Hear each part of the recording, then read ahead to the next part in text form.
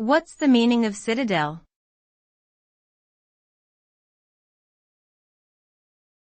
Citadel.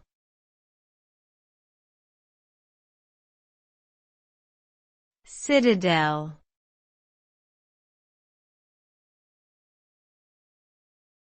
Citadel.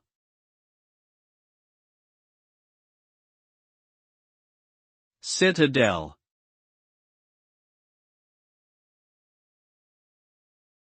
Citadel is a term that refers to a fortress or a stronghold.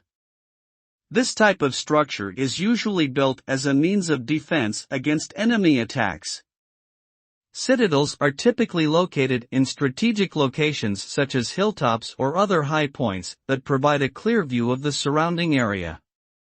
They are designed to withstand prolonged sieges and to provide safe haven for their occupants during times of conflict.